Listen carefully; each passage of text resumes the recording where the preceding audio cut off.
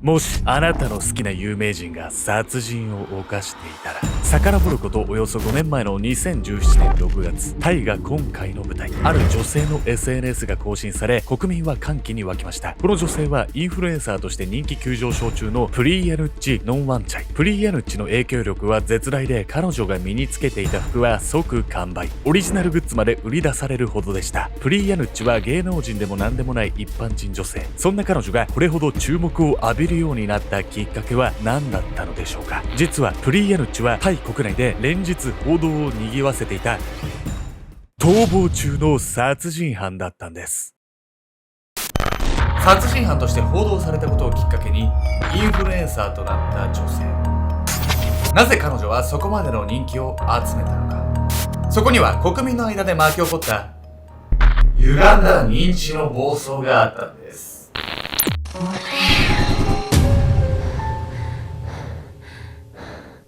おそす、黙って沸かすか沸からすか、ケンちゃんです。何をみんな見て、ヤビヤミコです。本日皆様にご紹介するのは、女性の殺人犯がなんと人気のインフルエンサーになってしまったというね、とんでもない事件なんです。どういうこと？殺人犯が構成して SNS とか始めてってこと？それがですね、なんと指名手配中に注目されてしまったんです。タイでね、国民的人気者になってしまったこのね、女性なんですけど、そもそもね、一体どんな犯罪を犯してしまったのか、早速見ていきたいと思います。森に隠されていたもの。遡ることおよそ5年前の2017年5月29日、タイ高温県カオスアンクアン、森へキノコ狩りに訪れた地元の農夫はふと怪げそうな顔で足を止めました。なんだこの匂いは。どこからか鼻をつく悪臭が漂ってくるんです。いつもと違うただならぬって言いづれな、ただならぬ空気を感じた農夫は悪臭の元を探して周囲を見渡しました。すると茂みに隠れた場所で不自然に盛り上がる土を見つけます。何か埋まっているのか。盛り上がった土は簡単に手で払うことができました。土の下から現れたのは埋められてから間もない様子のまだ新しいトタン板。3枚の板は何かを隠す蓋のように並べられていました。農夫は思い切ってトタン板をめくります。するとより一層の悪臭がトタン板の下から放たれるんです。目を凝らしてみると、じっとりとした土の下から黒いビニール袋がはみ出していました。状況を悟った農夫はその場ですぐに警察に通報します。私だったらちょっと怖くてめくったりとかできないわよ。変なものをね、見つけたらね、警察とかね、周りに相談するってのがね、一番ですよね。皆さんもね、気をつけてよ。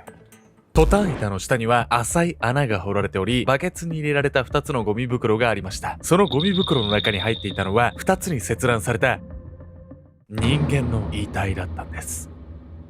遺体はすでに腐敗し始めていたんですが、特徴的なタトゥーが入っていたため、被害者はすぐに判明しました。被害者は23歳のワリサラ・クリンジュイ。カラオケバーのウェイトレスとして働く一方、アダルトサイトの配信でも稼いでいる女性でした。ワリサラは3ヶ月前に建築関係の仕事をする夫、サッカイ・バトンディと結婚したばかり。しかし彼女の人間関係を調べると、新婚とは思えないような事情が発覚するんです。なんと、ワリサラには夫、サッカイ以外にも複数の女性の恋人がいたんです。そのため警察はこのように推測しました。きっと男女関係のもつれで殺されたんだろう。めちゃくちゃ交友関係が複雑だったのね。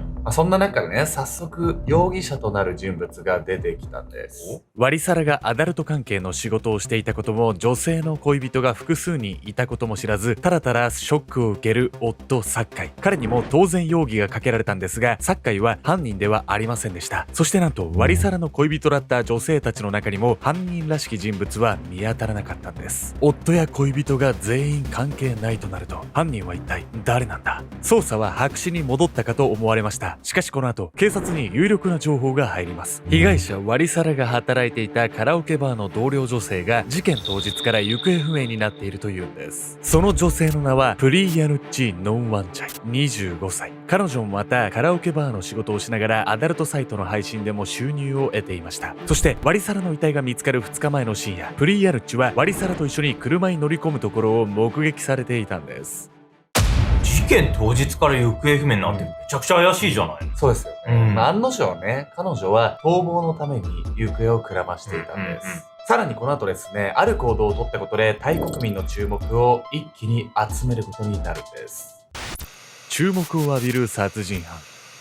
森の中でのワリサラの遺体が発見された数日後、タイの隣国ミャンマーで行方をくらましていたプリーヤヌッチの姿が確認されました。二人の友人と買い物を楽しむ姿がショッピングモールの防犯カメラに映っていたんです。そしてなんとこの友人二人も事件当日から行方不明になっている人物でした。カウィタ・ラーチャダ26歳とアピワン・サタヤブンディット28歳。プリーヤヌッチと同じくアダルト関係の仕事をしていた女性たちなんです。警察はプリーヤヌッチを含む3人の女性を指名手配犯とし、全国的に捜査を開始しました。逃亡中の身なのに普通にショッピングしてんの？旅行じゃないのよ、それ。まあそれがね、もうショッピングどころの騒ぎじゃないんですよ、これが。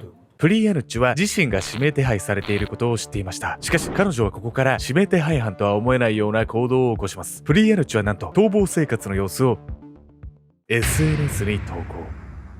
ミャンマーやラオスを逃亡しながら自撮り写真をアップし続けたんです。通常であれば逃亡を楽しんでいるかのようなその振る舞いに非難の声が集まりそうなもの。しかしタイ国民の彼女への反応は全く違いました。自由奔放なプリーヤヌッチの行動にタイ国民はむしろ強い関心を抱き、その動向を追うようになっていったんです。また写真が投稿されてる。どこのホテルに泊まってるんだろう。投稿される写真の大胆さと捕まりそうで捕まらない独特の緊張感。そういった刺激を求める人々が多かったのか、フォロワー数は日に日に増えていったんです。いや気になるのも分からなくはないんだけどさ、そもそも思考がもうぶっ飛んでますよね。飛びまくりよちょっと。とはいえそんな逃亡劇が長く続くわけもありません。被害者ワリサラの遺体が発見されてからおよそ1ヶ月後、ミャンマーのデザイナーズブランドで買い物をしていたところをプリーヤヌッチ、そして2人の友人は逮捕されます。ワリサラの殺害の主犯はプリーヤヌッチでした。同じカラオケバーで働いていたプリーヤヌッチはワリサラとは姉妹のように仲良しだったといいます。友達だったのにどうして殺したんだ。警察官がそう問いかけるとプリーヤヌッチは笑顔で答えます。だってあの時は仕方なかったのよ。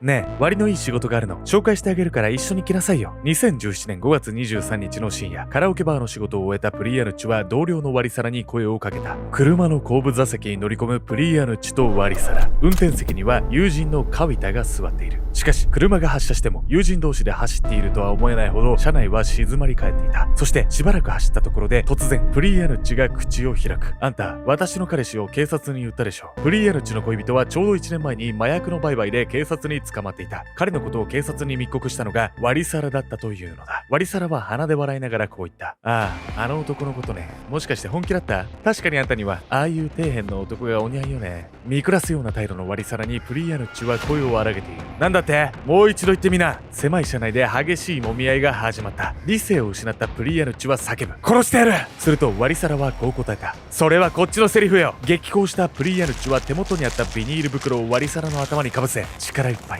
彼女の首を絞めた。ワリサラはしばらくもがいた後、そのまま動かなくなってしまった。その後、プリーヤヌッチとカウィタは友人のアピワンを呼び、ノコギリを使ってワリサラの遺体を2つに切断。変わり果てた姿のワリサラをカオス・アンクアンの森の中へ埋めた。仕方がなかったとか言ってたけど、めちゃくちゃしっかり殺してんじゃないの。これ分かったらフォロワーたちも離れていくんじゃないっていうね、ことだったらね、まだいいんですけど、なんとここからね、プリーヤヌッチ、言いづれえな。しっかり言いなさいよ。なんとここからね、さらに人気者になっていくんです。前代未聞のインフルエンサー。プリーヤヌッチは逮捕されたんですが、事態はここで終わりではありません。なんと彼女がニュースに取り上げられたことで、プリーヤヌッチの人気にさらに拍車がかかったんです。あまりにも短絡的な理由で殺人を犯したことが明らかになったにもかかわらず、彼女はなぜそれほど支持を集めたのか。それはプリーヤヌッチが美人だったから。芸能人のような整った顔立ちに抜群のプロポーション、無邪気で明るく愛くるしいキャラクター。彼女がたとえどんな凄惨な事件を起こしていたとしても、その美しさに男性たちは魅了され、女性たちは憧れを抱いてしまったんです。殺人犯の人気が爆発するというあまりにも異様な光景。フォロワーたちはプリーヤヌッチを親しみを込めて殺人ベイビーと呼び、あろうことが彼女を応援するようになっていったんです。さらにプリーヤヌッチの過去の SNS にも注目が集まりました。そこには贅沢なものに囲まれて華やかに過ごす彼女の姿が。いちいちなんか鼻につく女ね、こいつね。さすがに今回は反感買うでしょ。これが実はそうでもなかったんです。なんとタイ国民はすでにもう彼女にメロメロになっていた。どういうことマジで。アダルトサイトの配信で荒稼ぎしていたプリヤヌッチはブランド品に囲まれるゴージャスな暮らしをしていました。そんな生活を包み隠さず発信する彼女にタイの人々は嫌悪感を抱くどころか、むしろ好感を覚えたんです。全然嫌な感じがしないんですよね。こういう贅沢しているのも隠さないところが純粋でいいんですよ。プリヤヌッチはその美貌とキャラクターで加速度的にファンを増やしていきます。さらにプリヤヌッチの人気は莫大な経済効果をもたらしました。彼女が身につけたものは若者を中心に飛ぶように売れ、ポスターやノベルティ商品まで登場したんです。 SNS でプリヤヌッチが着ていたホラー映画のキャラクター殺人人形チャッキーの T シャツにも注文が殺到。彼女が逮捕された時に持っていたバッグもあっという間に完売しました。そして何といっても一番驚かされるヒット商品はプリヤヌッチをモチーフにしたキーホルダーなんです。そのキーホルダーはなんと遺体を切断したノコギリの形をしていました。プリヤヌッチの写真とともに販売されたノコギリ型のキーホルダーはフォロワーのマストアイテムとなり、生産が追いつかないほどでした。めちゃくちゃ不謹慎だな。うっそ、なんかもうアイドルみたいになっちゃってんじゃないのよ。通常ではね、考えられない状況になってるんですけど、これタイ国民のね、心にハロー効果がね、こう働いてたんじゃないかとこう言われてるんです。以前ね、アルゴメトリーでも紹介したことがあるんですけど、重要なね、お話になるので、もう一度説明します。メタラキーワード、ハロー効果について。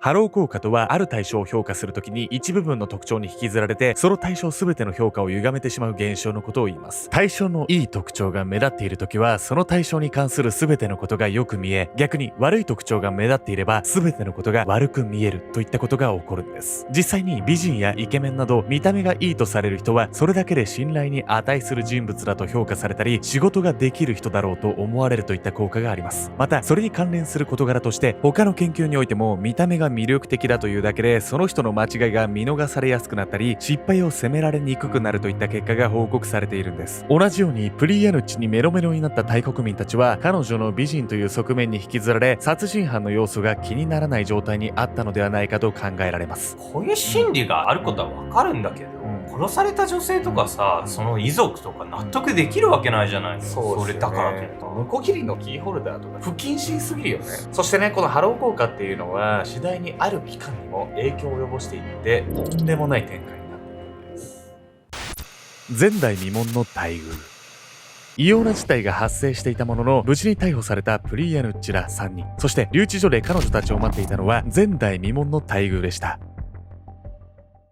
ねえ、一杯やりたい気分だわ。なんかお酒とつまむものない？どうぞどうぞ、好きなだけ食べて。プリヤヌッチ、カウイタ、アピワン、3人の容疑者の前にお菓子や酒がずらりと並べられる。タバコを吸いながら酒を飲み始めるプリヤヌッチ。記者会見あるんだよね。大勢の人に見られるんだから、パックしていいでしょ？逮捕されたストレスでお肌荒れちゃった。逮捕して悪かったね。パックぐらいなら構わないよ。和気あいあいと笑い合う警察官とプリヤヌッチたち。終始手錠をかけられることもなく、ポーズをとって写真撮影を楽しむほど。逃亡中も楽しかったけど、逮捕されてからも楽しいものなのね。平然とした顔でそういうプリヤヌッチに対し、警察官はにこやかに答えた。君たちは特別だからね。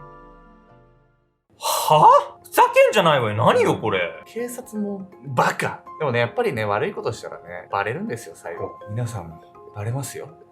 警察はプリヤヌッチら3人の容疑者をまるでスターであるかのように扱っていました。そんな警察内部の様子を映した写真がどこからともなく流出。タイ国内のニュースは容疑者が警察に特別扱いされているという話題で持ちきりになったんです。するとさすがのプリヤヌッチたちにも批判的な意見が寄せられるようになりました。美人だからって何でも許されると思うなよ。警察までたぶらかしてるのか。こうして3人の容疑者が遺体の発見現場を見聞する際には、怒りをあらわにした民衆が何百人と押し寄せる事態に発展したんです。もちろん怒りの矛先はプリヤヌッチら3人の容疑者だけではありません。警察にも国民からの怒りの声が連日寄せられ、急遽会見が開かれることになりました。容疑者である彼女たちに手錠をかけなかったのは逃げないことを確信していたからです。勾留中の容疑者に化粧を許可するのは特別なことではありません。警察はそう弁明したんですが、もちろん国民が納得するはずもなく、騒動に関係した警察官は全員懲戒処分を受けることになったんです。ちゃんと処分は受けたってことなんです。上層部がまともでよかったわよ、本当に。そうですね。あのままだとね、タイの国民っていうのはね、納得しないですからね。もちろんそうだよ。そこからね、紆余曲折あり、ついにね、プリヤヌッチの裁判が始まるんですが、ここでもね、彼女はまた驚きの行動に出るんです。法廷への冒涜。プリーヤヌッチら3人の裁判はタイ北東部の都市コーン県の裁判所で行われました。好き放題していたプリーヤヌッチだったんですが、裁判となればさすがに反省の色を見せるはず。そんな国民の予想は大きく裏切られることになります。なんとプリーヤヌッチら3人は裁判の様子を携帯で撮影していたんです。しかも撮影した写真や動画をあろうことかその場で男友達に送信する始末。もちろんタイの法律では法廷内で携帯を使用することは禁止されています。世間知らずというか、お構いなしね、何もかも。怖いもの知らずっていうか、なんだろうね。同窓だった。こうして迎えた2018年5月10日、プリーヤヌッチらが逮捕されてからおよそ11ヶ月後、ついに容疑者3人に判決が言い渡されるんです。同僚ワリサラの殺害、遺体遺棄の実行犯であるプリーヤヌッチとカビタには懲役34年6ヶ月、殺人と遺体遺棄の隠蔽を行ったアピュアには懲役33年9ヶ月の刑が課せられました。さらに3人が法廷で携帯電話を使用したとして法廷侮辱罪により懲役6ヶ月の刑が追加されることになったんです。タイの多くの国民をはじめ警察までをも魅了した美人殺人犯プリーヤヌッチ。どれほど魅力的な人物であったとしても、彼女が殺人という決して許されることのない罪を犯していることに変わりはありません。人は自分でも気づかないうちに本質ではない他の要因で見方を歪めてしまうことがあるんです。